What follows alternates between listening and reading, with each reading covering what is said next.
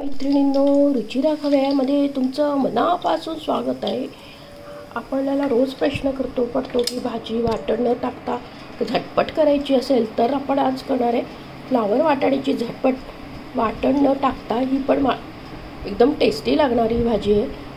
बघूया आपण त्याच्यासाठी लागणारे साहित्य.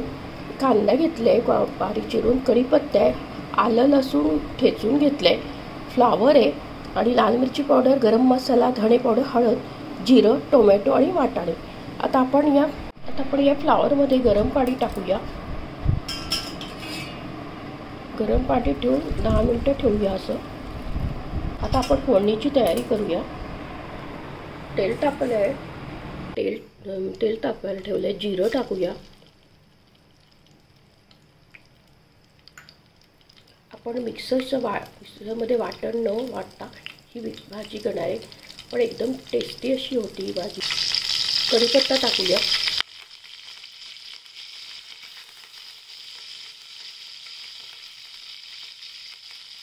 आता आपण कांदा टाकलाय, चिरलाय तो टाकूया. तो छान परतून घ्यायचा.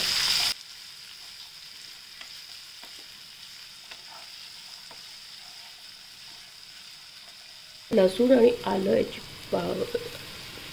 बारीक वाटून घेतलं होतं ते टाकूया. वाटलं नाही, आपण ठेचून घेतलं आहे. ते छान तेलात परतूया.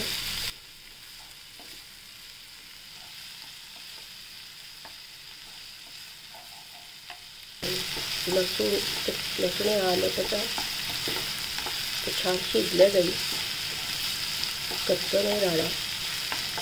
आता आपण टोमॅटो टाकूया. टोमॅटो 2 घेतले ते टाकूया.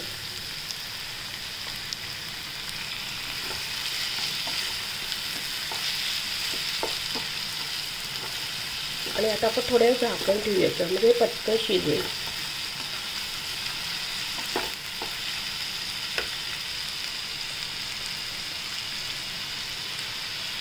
ते 2 मिनिटे झाकण ठेवूया. आता आपण झाकण काढूया. खाली घेऊया, परतून घेऊया.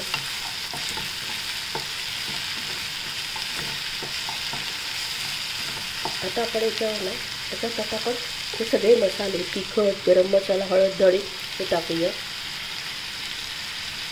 आता मीठ टाकूया आपण चवीनुसार. थोडी रस्सा करणार आहे आपण. आता आपण छान हलवून घेऊया.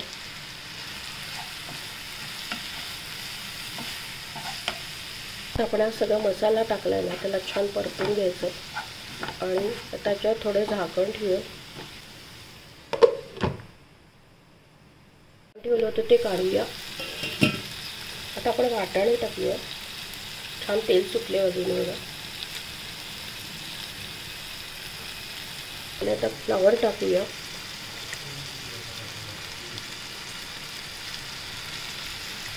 आता फ्लावर टाकले आपण छान परतून घेऊ त्याला.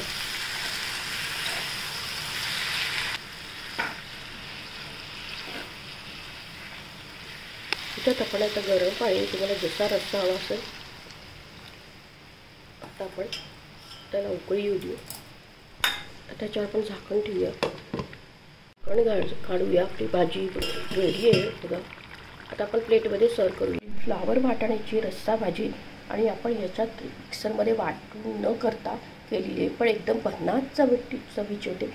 तुम्हाला सकाळच्या वेळेस रात्री करायची असेल आणि वेळ नसेल तर झटपट हे कांदा टोमॅटो चिरून आणि आलं लसूण ठेचून केली ते एकदम भन्नाट चवीची भाजी येते. कमी वेळ असेल तर करायला ही भाजी एकदम सोपी आहे.